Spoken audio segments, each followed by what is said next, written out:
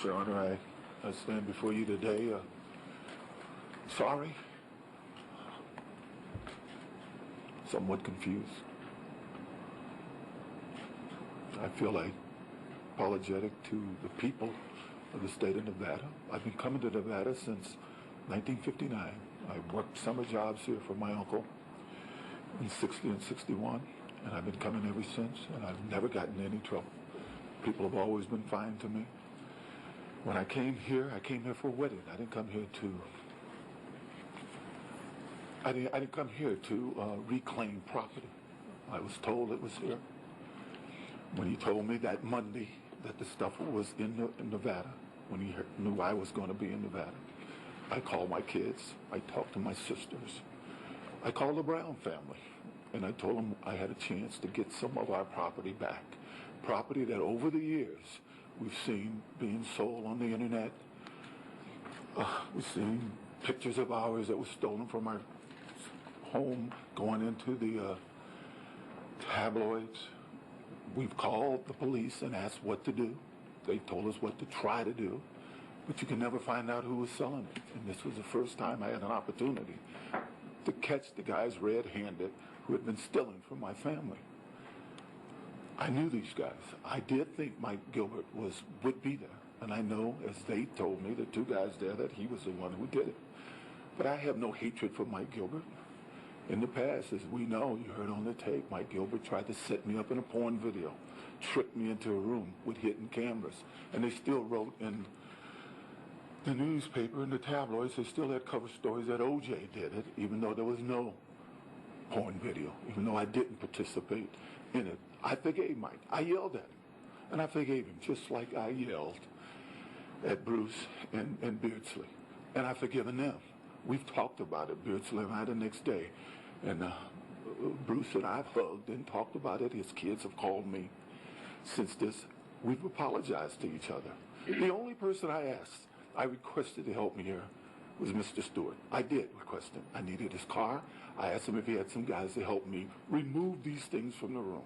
I didn't ask anybody to do anything but to stand behind me, allow me to yell at these guys, and then help me remove those things. And if they wouldn't let me remove them, we would call the cops on them, because I felt that they were wrong. They had turnover orders, and they hadn't turned over some of these things that were both garnishable and things that were not garnishable.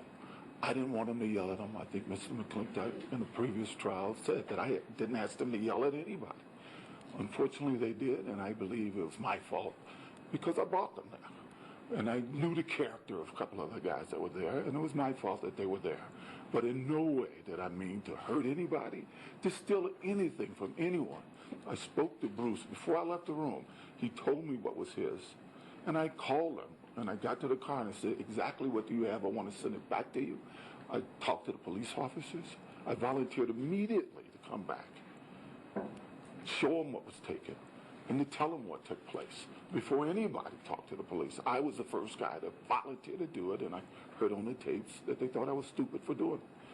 But I didn't want to steal anything from anybody. I don't think anybody there said I wanted anybody else's stuff, just my own.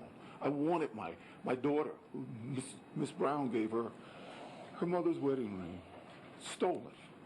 You know, my kids who had pictures, my oldest son has his own family now. He wanted the picture in the Oval Office with Gerald Ford when he was 5 years old. Stolen.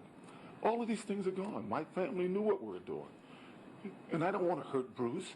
I didn't want to hurt any of these guys. I know these guys. These guys have eaten in my home. I've done book reports with their kids. I sung to their mothers when they were sick. You know, I wasn't there to hurt anybody. I just wanted my personal things, and I realized now I was stupid of me. I am sorry. I didn't mean to steal anything from anybody, and I didn't know I was doing anything illegal. I thought I was confronting friends and retrieving my property. So I'm sorry. I'm sorry for all of it. But all the other guys, except Mr. Stewart, volunteered. They wanted to go. Mr. Stewart is the only person that I asked, would he come to help me? All the rest of them, when they found out, they volunteered. Come on, let us go. One of them wanted to be the security guy. He claimed he was a security guy. But I didn't mean to hurt anybody, and I didn't mean to steal from anybody. Thank you.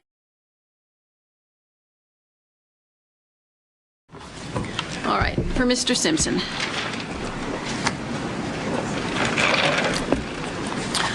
right, Mr. Simpson, in addition to the $25 administrative assessment and the $150 DNA fee, I'm going to sentence you as follows. That's 6.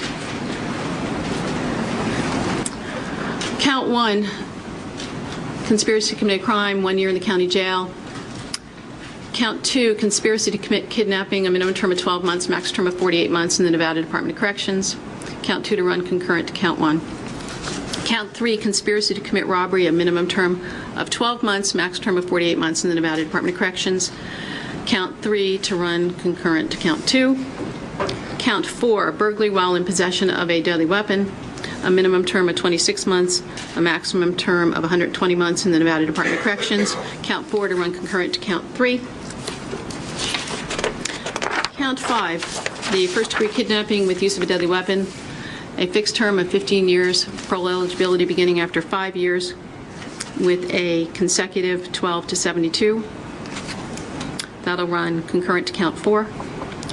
Count 6, first-degree kidnapping with use of a deadly weapon, a fixed term of 15 years with parole eligibility beginning after 5 years, with a consecutive 12 to 72. That'll run concurrent to count 5. Robbery with use of a deadly weapon, a minimum term of 60 months, a maximum term of 180 months in the Nevada Department of Corrections, with a consecutive 12 to 72, and again the enhancement because of the increased harm that the gun posed. Count 7 will run concurrent to count 6. Count 8, robbery with use of a deadly weapon, a minimum term of 60 months, a max term of 180 months in the Nevada Department of Corrections, with a consecutive 12 to 72. That'll be concurrent to count 7. The assault with a deadly weapon,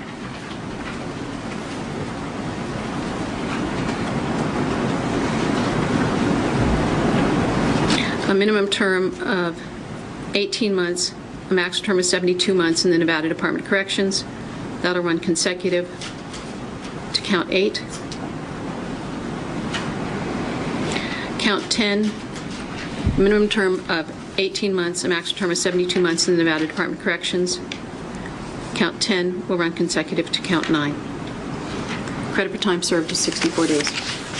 That concludes today's sentencing. We are adjourned. I'm sorry. We need to renew, now that he's been sentenced, it now becomes a post-conviction bail motion. I got it. We'd, under Nevada NRS 178.488, we'd renew our motion for bail. Now that sentence has been imposed, we'd renew and adopt all the arguments made pre-sentencing and pre-conviction. Okay. And you're joining. Both motions are denied. Thank you. Thank you very much. We're adjourned. Thank you.